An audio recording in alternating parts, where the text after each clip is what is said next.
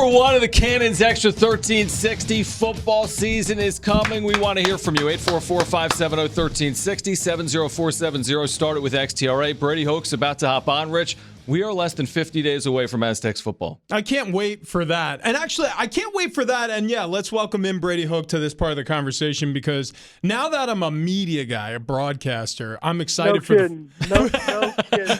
That's exactly right. I'm like, the one thing, you just hopped right on it.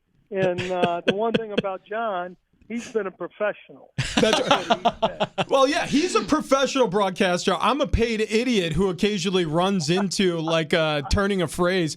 You know, Brady, the point I was arriving at and doing a dubious job of is the fact that I used to get sick this time of year, legitimately butterflies and nervousness and anxiety leading into training camp as a player, because you're just like, here we go, the dog days. And then, you're sort of on the precipice of the season, and there's a lot of nervousness, how the team's going to be, how I'm going to play individually. Is that the same for a coach? Does that ever go away, or does it change when you're the head man with the squad? Yeah, the one thing I do think is my wife can always tell, Laura can always tell when it's time for me to leave their premises, because I get a little short. And she said, "You're getting ready to go back." And I said, "Yeah." She said, "Good, then go back." So I flew back, and she's still in North Carolina. So that's how that worked out. That makes perfect sense. Yeah, she needs her space, and you need to put your head, just bury yourself in film. How much of that are you doing here? I mean, in working things out mentally. How much time do you spend in your office with that clicker in your hand, rewinding and watching film from last year and upcoming opponents? Yeah, well, as you know, that's part of it. The guys have been off, and they come back on Monday. So I've got a few days with a couple of the coaches in the office, both coordinators, and we're putting together the practice schedule, meeting times, all those kind of things. So we got about 10 practice schedules all done, and as we get going a little bit, we'll probably change a few things if we have to. But you're looking at tape. You're just making sure all the meetings, as much as everything else, how the meetings are going, what do you want to talk about on this day, and just trying to keep everybody educated. Brady, you're joining us right now from the Mountain West Media Days in Las Vegas. I'm guessing you probably don't care a ton about what the media says about where your football team will finish its season. You were picked to finish third in the West Division. Does that have any value at all for you and your staff and your program, or no? Well, San Jose, I think, was picked fifth or sixth last year. And I know that in 2010, we were picked sixth. So, for what it's worth, I mean, I don't put a whole lot of stock in it, obviously. Is it nice for everybody to feel good about? Yeah, sure.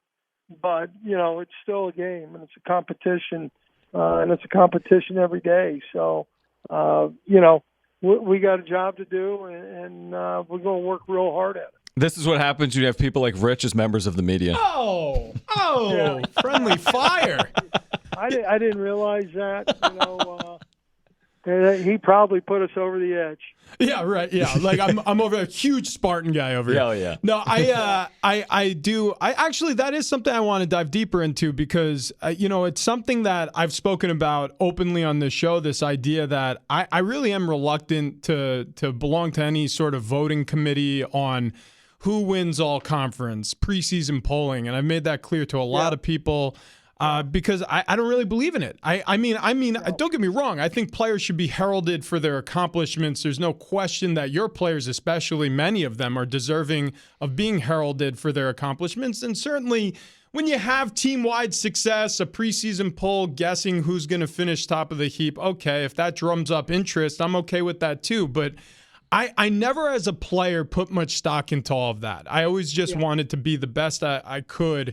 Do you guys generate any sort of bulletin board material from that stuff, or you just put your nose to the grindstone and just try to keep at the hard work of being great?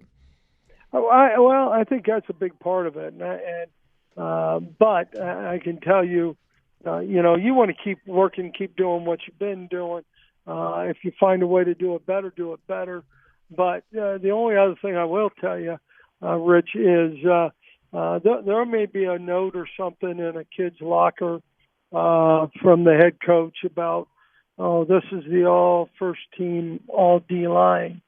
I don't see your name on it, or something to help and keep motivating. See, John didn't know where I was going with that. I like that. I like that a lot. So there'll be certain things, and guys who are competitive, you don't have to worry about. But guys who maybe need a little bit more of that spark, then you'll use those things.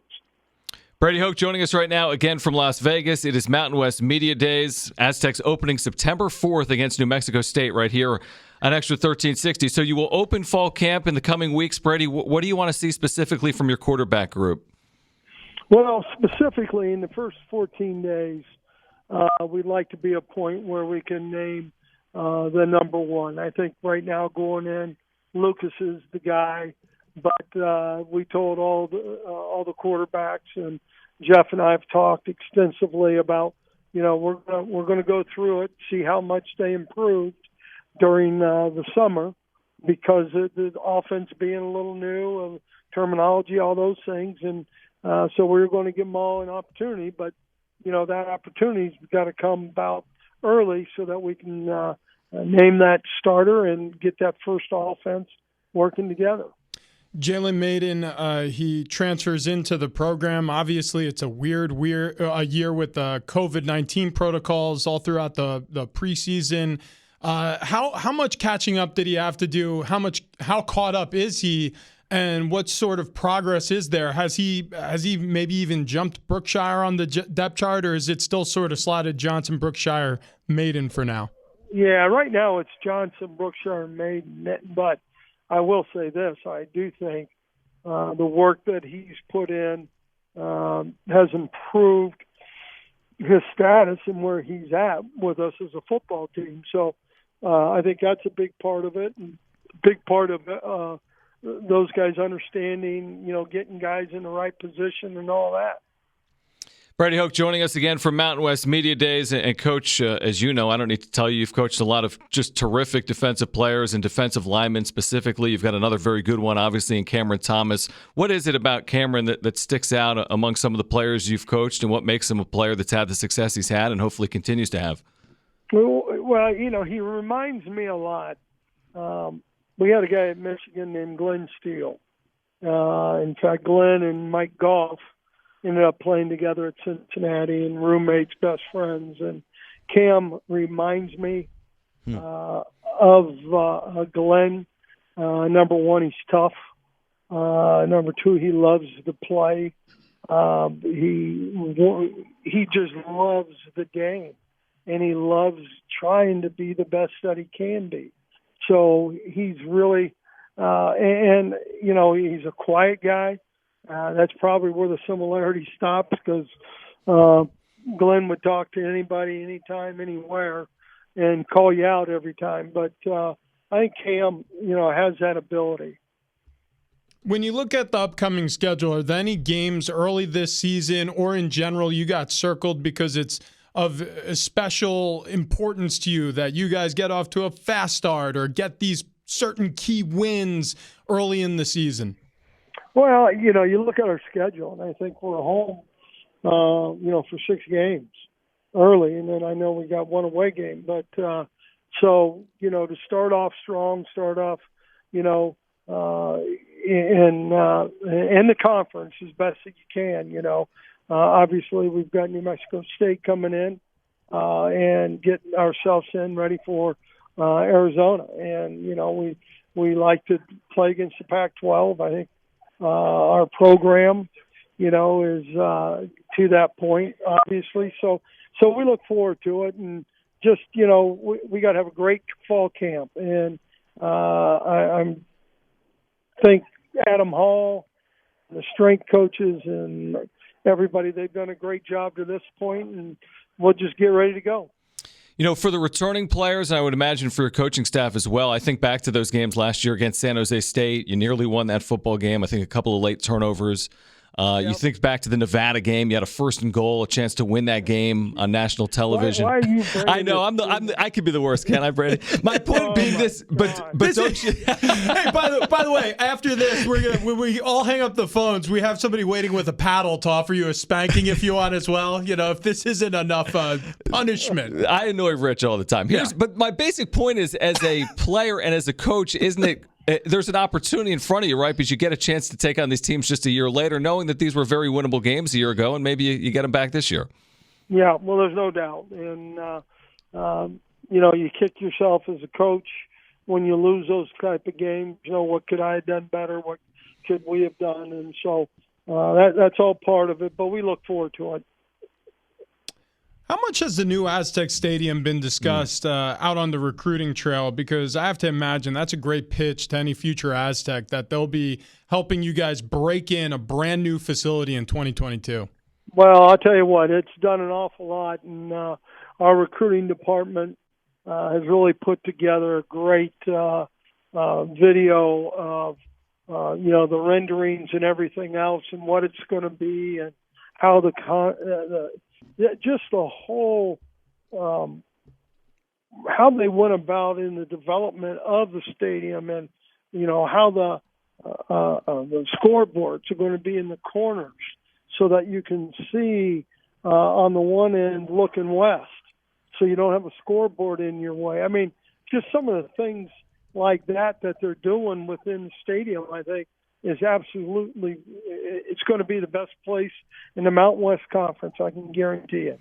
Well, we cannot wait for that. We also can't wait for September 4th. New Mexico State in Carson, the kickoff of the 2021 Aztec football season. Coach, safe travels. Enjoy Vegas. Luckily, Rich is not there with you. Who knows what kind of trouble Rich would try to get into. Well, I'll guarantee you what. I'm glad they didn't send him on the road because that would have been a problem. Well, listen, I mean, only because I would try to drag you out of your hotel room, whether you want to or not, maybe hit a couple of table games. I don't know. Are you a slots guy? Do you sit down and play cards? Don't answer that question. Plead the fifth. Gambling's prohibited, so. Well, Coach, we appreciate you doing this. Safe travels from Vegas. We look forward to seeing you on the football field in a few weeks, so thank you. Sounds great, guys. Thank you very much.